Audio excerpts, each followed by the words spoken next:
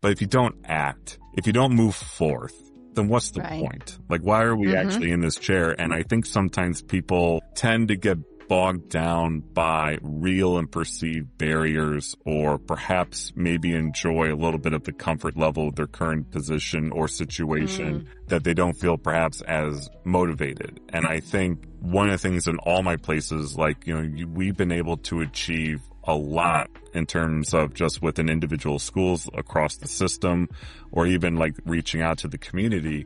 And that's just because we're moving and we're moving forward. It's not like we're doing this death by committee, death by research and everything else. Hello, everyone, and welcome to the Brighter Together podcast. My name is Janet Courtney, and my special guest today is Dr. Nicolas Wade.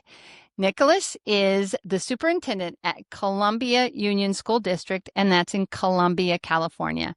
Nick, it is great to have you here. Oh, thank you for having me here. I'm really excited to talk. I love your voice. You've got a great, deep voice. I'm a speech therapist, so. You know what I would like to tell people when they come in, because sometimes, like, when they don't know me, it's quite jarring, right? When you just kind of hear it come. And I always like to tell people, imagine having this in middle school, 6 feet tall and barely weighing anything. So you can imagine my middle school career was amazing. Oh, wow. Oh, my goodness. So you sixth grade, you got your man voice in sixth grade. It was that was where all the cracking in seventh and eighth, it was like, man, this is what it is. So yeah. Well, it's a love. I like it. I like your voice. I definitely do. You have a voice for radio. I know. That's what everyone said. I was like, NPR was going to be my fallback. There you go. I love it. Okay, so tell us a little bit about you've got an interesting background. I'd love to hear about that. I'd love to hear about your district and what's going on there, and just some demographics. So I'm going to give you the floor.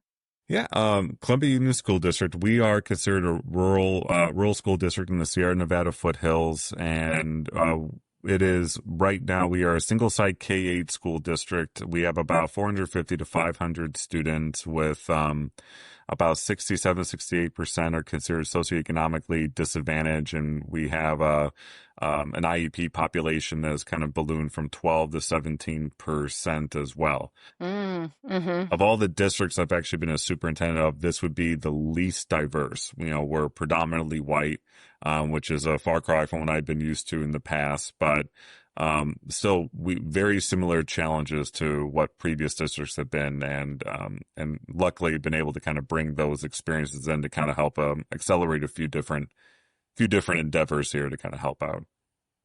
And being white doesn't make you affluent, that's for sure, right? No, it doesn't, and I think that's something that for whatever reason seems to be lost, I would say, on the general public. I'm just going to kind of lump everyone in, but it's definitely, I think we might be crossing over to 70% this year. So it's definitely great.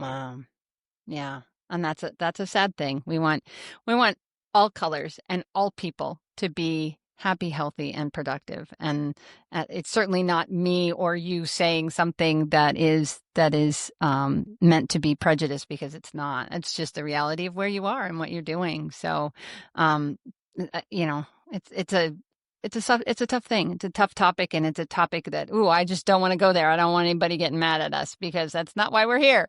Right. It's very easy for people to be mad at just having a general conversation about facts that are affecting all of us. And I think, my district here, we're part of something called the Community Engagement Initiative. That's kind of put on by the state, or primarily funded through the state. And it's really kind of promoting a community schools approach, right? And what's really great about all these different opportunities you have, now I think they got like 100, 150 school districts involved, but from all walks of life. And what's really fascinating is talking to some of the people that are facilitating it. We really stand apart as not only being the smallest, most rural, but also homogenous. But yet, when you go there, everyone has very comparable stories. And I think what's been, I think what's really important in education is, like, we're talking about all these fun variables that are really affecting about how we operate, right? Or what we provide. And they kind of made shift our philosophy or our direction in some way. But the reality is it's facing schools, like, regardless of size or location. And I think that's been something that's really been, I think, kind of was causing perhaps a lot of confusion or conflict with a lot of people in terms of how they view schools, because for the longest time, people were able to separate them out, right?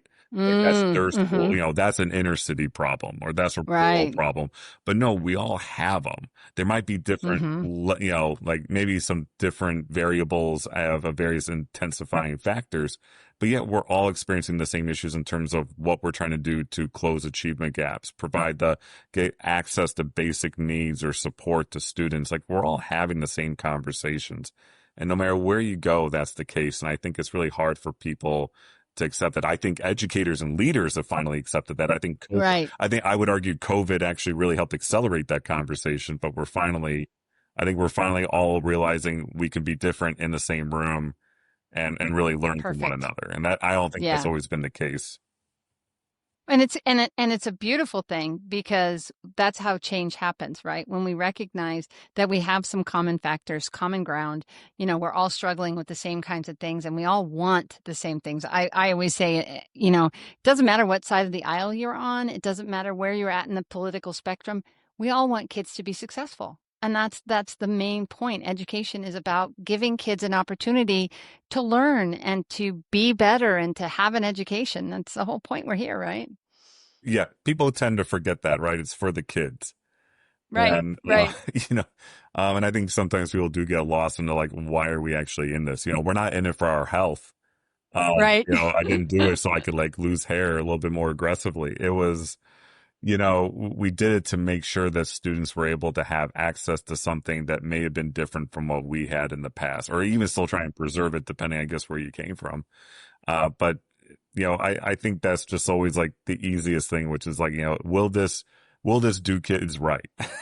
And Yeah, if it's right, no, then don't do it. If it's yes or right. maybe, then I say go forth and experiment and try it out. Yeah, yeah, yeah, for sure. So tell me a little bit how about you and how you got to that seat that you're in right now. Yeah, I've you know, I'm going on over 9 years serving as a school superintendent. So I was like the big joke because I don't know if this is a vision, you're gonna have video clips of this, but I'm 41 years old. Mm-hmm. So the big Mm-hmm. joke I like to have to everyone is that I'm actually statistically speaking considered the old guard, right? And I still have a good 25 years left. So God knows when I'll be called at that point. But but I started off actually in Chicagoland, and really what happened was really all of our friends and family kind of left Illinois. They all relocated for one reason. If they had families, they went west. And if they were about to retire, because Midwesterners don't have much of an imagination, they just go to Florida. Yeah, Eh, south of Florida. yeah, Yeah. and I was in Chicago for most of my life, and then we relocated, and we had a stint in South Carolina, and then we really wanted to be able to kind of like find a new change in like scenery and venue, and we always found ourselves like visiting California. We're spending weeks at a time every year, so and it was always West Coast was always a good destination, so we were able to kind of get here. And what really sold Columbia was, and I tell my board this all the time. I was connected to this from a search firm, and they were telling me that, this is a very good board. They're very much motivated to really, they need to fix a few things, the school district, but they really want to, entertain like change. And like, let's be honest, that's not something a lot of boards can say they want change, but whether or not they really mean it is something else altogether. Right.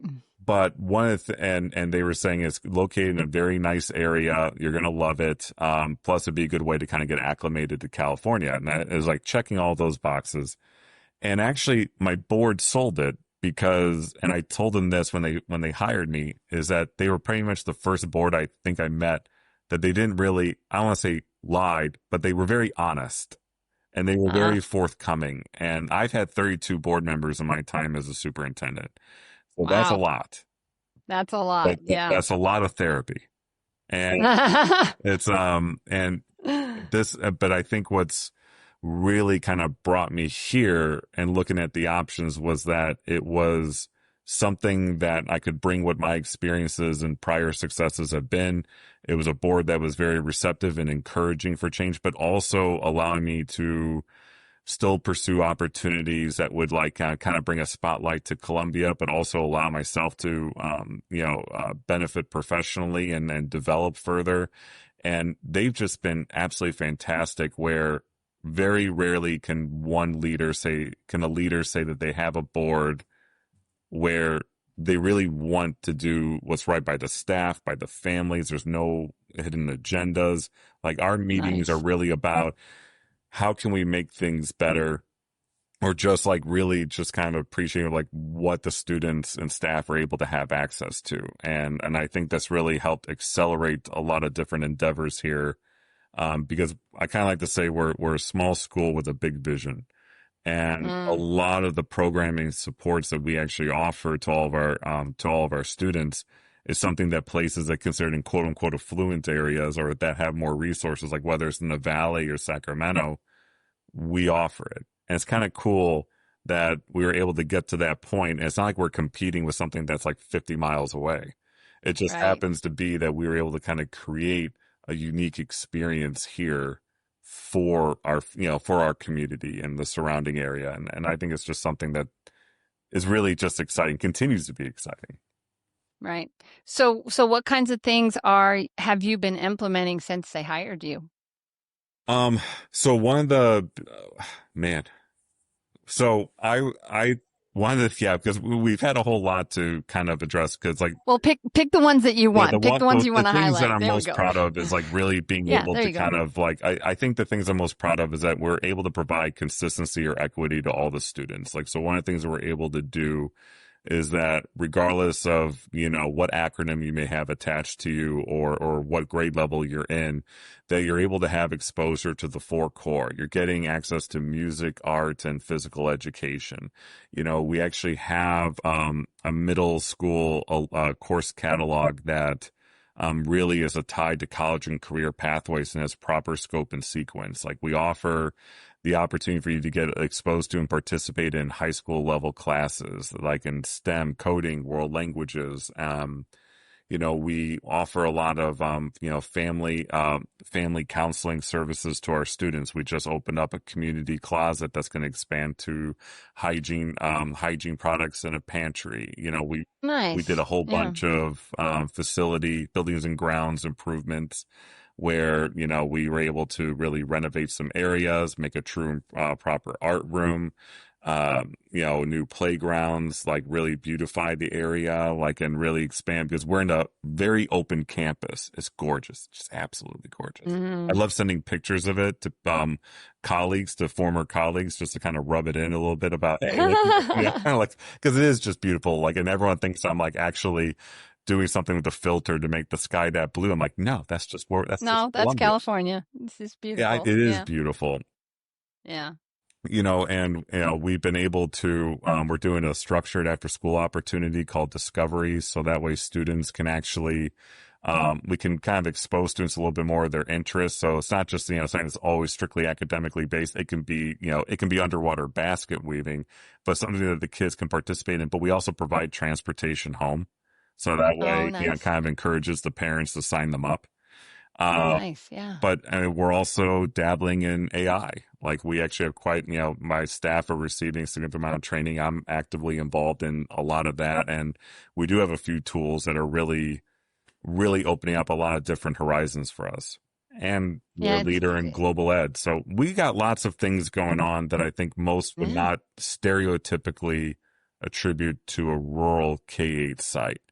And we're doing it all because we have an extraordinarily talented staff that I would say I've never had such an intrinsically motivated staff in my life. It's been wonderful. I know a lot of them like to say that they're appreciative that they have a principal and a superintendent who've been responsive. But at the same time, you can always be responsive, but still being able to kind of motivate people to kind of realize like, hey, Mm. now that we have this one thing happening, they actually are coming up with ways to kind of like either broaden it, polish it, or, whatever. It's kind of easy to say yes to great things, right? Right. Good ideas. Right. And the staff have really just been fantastic in being able to make a lot of this a reality. And it's always exciting that I can leave my office and there's always going to be a real positive suggestion. And I love that mindset with so many of them because it's not about what isn't working. It's more always like what is, or basically just easy being able to address something to be preventative. And like Mm-hmm. that's a fantastic place to be in as an organization where For you're sure. not swimming in that or dipping your toe in negative. You're basically it's so few and far between. It's just wonderful. So, what would you attribute to that? Do you think some of it's your leadership style, or is it more just who's there? What do you Yeah, think? right. It kind of depends who the joke I always have with my board whenever like they do ask me that same question, like, well, what do you attribute it to? And I just go, oh, leadership, just as the, as like, yeah, but, Yeah, because you're the lead. It's me, right? Yeah, over here it's yeah, me. Yeah, I love that. well, That's funny. Yeah. and I think, um, I mean, really, to be honest, I think, leaders always obviously have a role in that, right? I mean, because Well, of and, course, and right. one, so I think it's an easy way to kind of back up. I remember in a few different workshops I've said about, with some aspiring superintendents, I always like to have the conversation with them that you can have all this experience, you can have all this exposure, but, you can have access to resources, right? But if you don't act, if you don't move forth, then what's the Right. point? Like, why are we Mm-hmm. actually in this chair? And I think sometimes people tend to get bogged down by real and perceived barriers, or perhaps maybe enjoy a little bit of the comfort level of their current position or situation that they don't feel perhaps as motivated. And I think one of the things in all my places, like, we've been able to achieve a lot in terms of just within individual schools across the system, or even like reaching out to the community.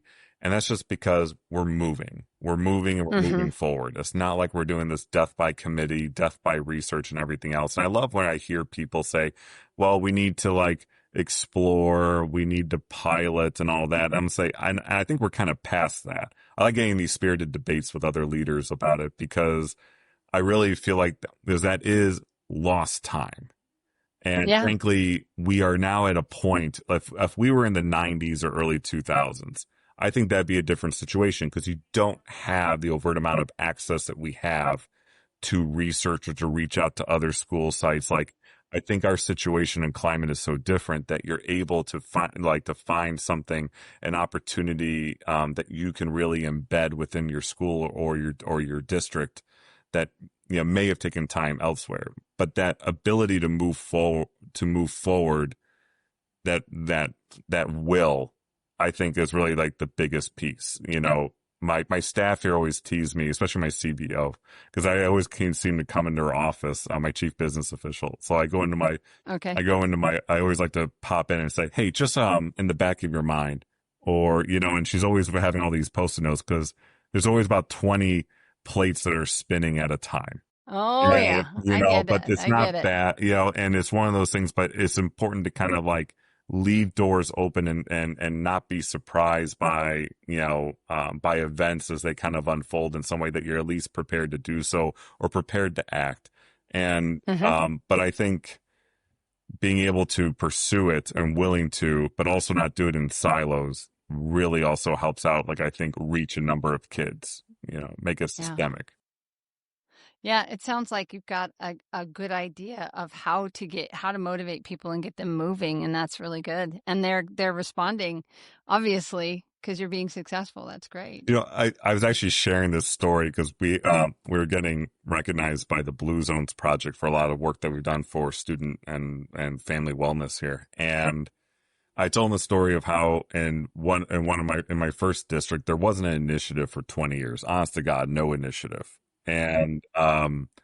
So we did, just not to bore anyone, in general, it was like an ed tech. We were moving towards 1-to-1. This was about 10 years ago. And I remember there was a teacher who was very spirited, let's say. Okay. And I asked her, how did it go? Like, after the first day of implementation, everyone's getting their books. Everyone's like, like, we're trying to make sure the network doesn't crash and all that. And Right. her response was, it actually worked. And what I appreciate about that backhanded compliment was that it actually still built collateral, like, that people Yeah. believed that something that we were capable of something. And then it Mm-hmm. becomes, again, like, you're able to move forward to the next, next project, the next initiative or whatever it is. And people have faith that you're, I think, sincere, genuine, that you're trying to actually accomplish it. And, Yeah. and that matters. Like, just because you pursue a number of initiatives and don't accomplish anything, it doesn't matter. Like, there's no A for effort, I would say, Right. for the most No, part. absolutely. But I think that's kind of why, like, I'm not usually always a fan of, like, death by piloting. Because look at how many of those really don't move forward. And what happens if you're piloting half a dozen, you're a large enough district and you're piloting half a dozen things, in different schools, but then only one of them is going to move forward. So how do you feel about the other 5 schools? I think it's one of those things that I think is, we're at a different point that we can be, targeted and informed and move forward on a little bit more aggressively than I think perhaps a previous generation of leaders may have been accustomed to, which would have been understandable in their circumstances. One thing I often hear from school leaders is, I just want a partner who puts students first. At Lighthouse Therapy, that's exactly what we do. We don't have outside investors and we don't answer to shareholders. Instead, we answer to school leaders like you, those listening to this podcast. Whether you're wanting virtual, hybrid, or in-person therapy, our systems are designed to make your life easier and your team stronger. We are a therapy company run by therapists for the betterment of students. Visit lighthouse-therapy.com/brighter together to learn how we can help you support your students this year. Yeah. Well, and I love the fact that you are relatively young. I have said many times, now I'm 58, so I'm almost old enough to be your mom. Almost. I had to start at 17, but yeah, 17. But anyway, it's like, I love that because it's like I've said, one of the things that, and I don't want to be disrespectful to anybody, so please don't hear that I'm being disrespectful, because I'm 58. My generation doesn't move as quickly as your generation does. We've done things, and there's a lot of leaders in education that are in their 50s, a lot.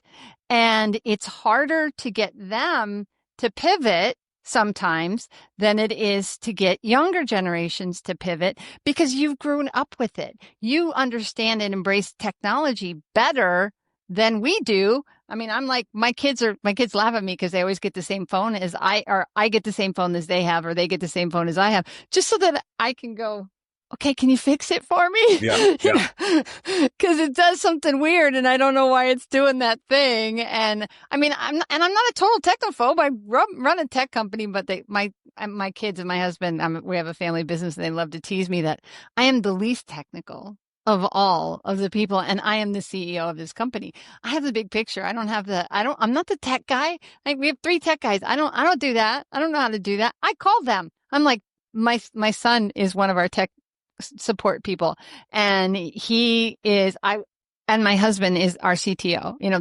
But I don't call my husband when I want something fixed, because you know what I'm saying? No. So I call my son and have him, because he's got 10,000 times more patient with me than my husband does, because we're married. We've been together for 31 years. But the fact that, our world is changing so fast, and AI and all of these things, and you're talking about access to it, and it's true. You have access to so much, but you have to be willing to respond to it. And that's what you're doing. It's like, cool. Was it paralysis by analysis, like where, and I speak often about, essentially AI integration and learning and operations. And I always like going to being a techie, right? Like, I always like to preface to everyone, people consider me like almost like this, a resource in ed tech, because I'm just slightly more proficient with it than the average superintendent, And I go, but don't give me a list of 20 things and expect me to know all of it. It's like, right. I always love those people, but like, it's, but I mean, but it, even in the 9 years that I've been a superintendent, I mean, even, I know people like to say, well, pre and post COVID, it's like, well, it doesn't matter what time frame you want to go in. I go, it's just a fundamentally different job. There's a different expectation that's, like even now when people really look for a new superintendent, remember how like it used to be like you could read a description, like the posting, and you could tell they were going for like, oh, they need a fiscal person because they're going through whatever, or they need the healer, or Right. they need, or they want the instructional person. I That's kind of gone. Like they might have some preferences here or there, but now a superintendent really kind of has to be, I'd say, more or less a jack of all trades, but has the ability to be flexible, as these Mm-hmm. crises occur. And I think COVID, like when that happened, I know no one likes to talk about it, but what it really did do was it forced a lot of people out of their comfort zones into a new skill set that I think a lot of people took for granted or felt like they could just kind of gloss over it, which is the ability to relate to their constituents. It's the ability Mm-hmm. to like meaningfully engage and display levels of empathy and understanding. And I would Yeah. argue that you could see from superintendents who were successful and not, those who were just doing a copy and paste saying like, well, this is the Department of Health or the CDC. I don't know what to tell you. Really probably didn't fare as well as those who were coming out there and being honest and saying, yeah, I agree. This is kind of whack. And I would ideally prefer to go in this direction. But, if we don't, trying to actually engage in those hard conversations. Because I remember being like almost like, again, therapist in chief, a lot of people just really wanted to know you heard them. And they would Right. and more often than not, they would say, I don't agree with your decision or any of this, but I really appreciate the time that you took to talk to me. Yeah. And I Yeah. think that goes a long way. And I think, I think there's perhaps as maybe a greater openness to do that. And I kind of always encourage people that like you being able to build relationships can give you lots of cover when things become difficult or challenging, because we're all going to have something come out of left field, right? That's always going to Mm-hmm. happen. And people will always look at how you respond. And even if people are a little unsure, but at least people can know who you are and what your character is and go to bat for you. Like where they will know, like, well, Dr. Wade wouldn't have done this, or Dr. Wade will always, like, and that speaks volumes where, like, especially when you have nothing but keyboard warriors out there, they're not always keyboard warriors against you. They can be for you. And that's always Yeah. built on your ability to relate to them. Who cares if you have 10,000 kids? Sometimes being able to engage with parents when you can, even if it's for 5 minutes or a quick phone call, you have no idea what the dividends can be at a later date when especially needed. And I would say that's always been especially true. And Yeah. they always seem to show up when you least expect it or when you want it to happen, and it does. And I think that's really just critically like important for leaders. Like you can be the best accountant in the world. You can memorize and apply every acronym that we have in the book, which, as you and I both know, there's hundreds of them. There's a lot. Yeah. You can quote research, and really in the end, none of that matters if people don't believe you as that person and what kind of leaves your lips.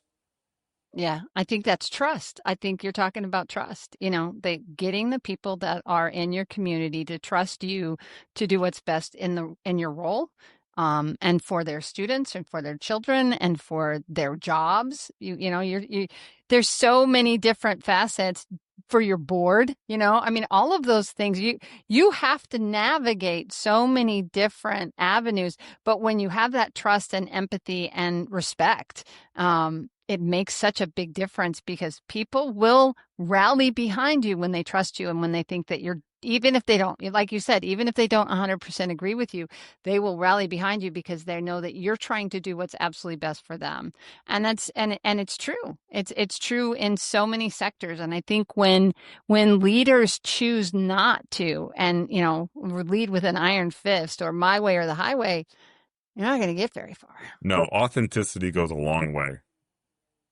And I mean, I remember during COVID, and we were doing the whole transition back, and I was walking the halls.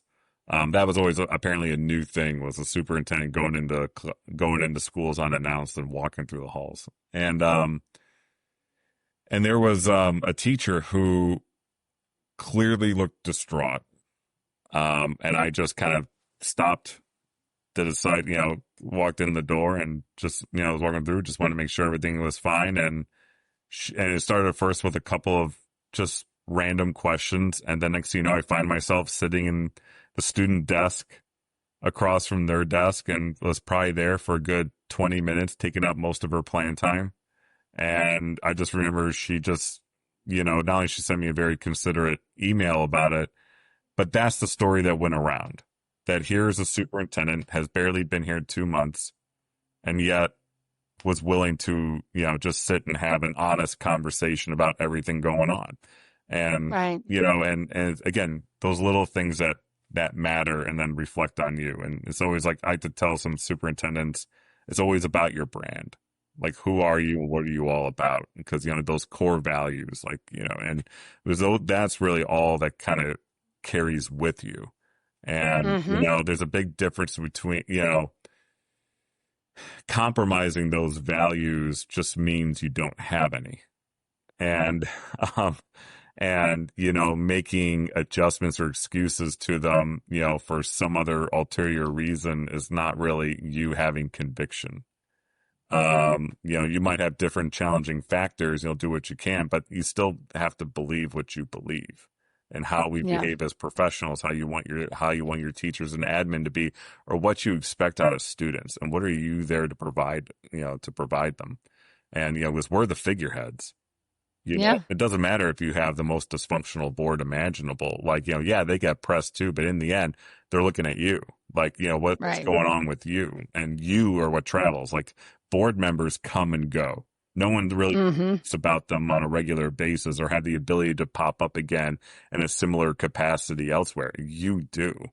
And so in the end, it's going to be about who are you as a person and what have you done and what do people think about you during your time there. Yeah. Yeah, that's great. That's absolutely so true. So true. So, where then, Nick, where do people go to learn more about what you guys are doing at Columbia Union School District and you? Being a small school, I'm also like, the web developer. So you can always, are you really? always go on there. We try and obviously do all the different social media pieces, like whether it's from Columbia, like on Facebook, Instagram, LinkedIn, or our stuff. But, we are often asked to really go around and present and share about what we do. And that's always kind of an exciting experience, whether, it's at various conferences about how we kind of get community and school, community employees and school boards together talking about, again, strategic AI implementation, right? Being intentional and purposeful with it, not just saying, here's ChatGPT, go forth. But really really understanding what this means in terms of how it affects learning and how it can actually improve our own, daily workload, as well. And trying to understand what that new skill set is.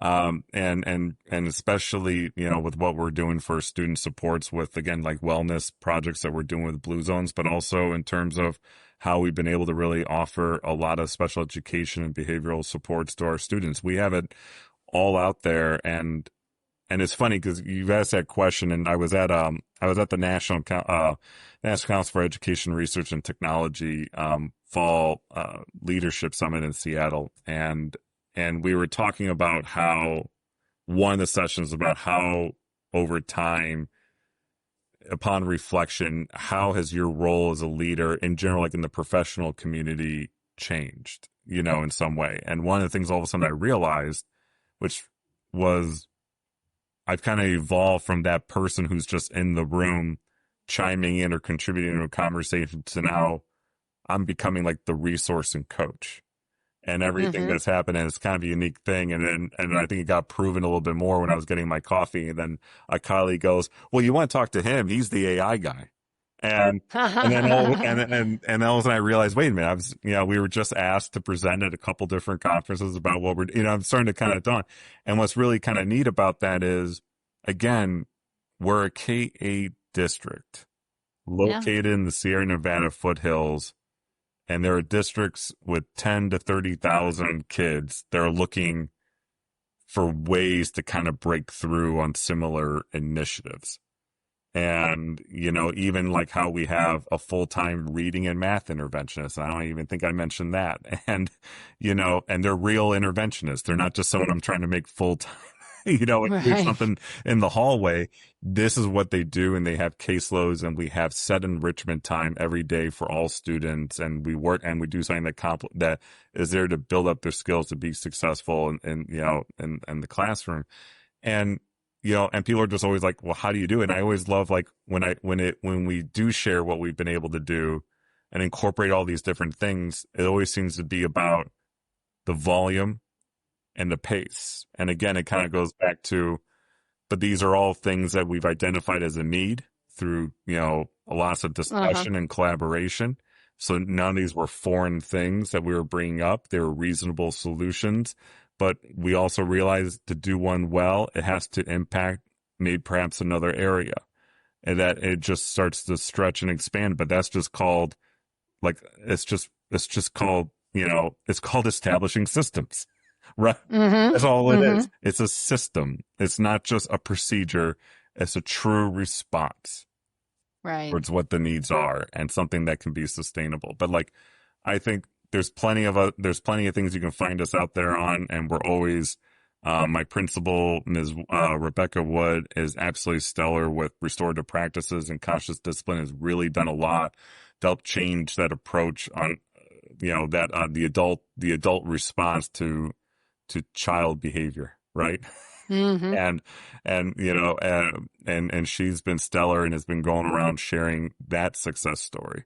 But we've been very much, proud and trying to throw everything out there because we do want to be a resource for others, or have them realize that, anyone can do it. And everyone's story, again, may be slightly different, but yet there's all those through lines, and there's nothing wrong with it. Right.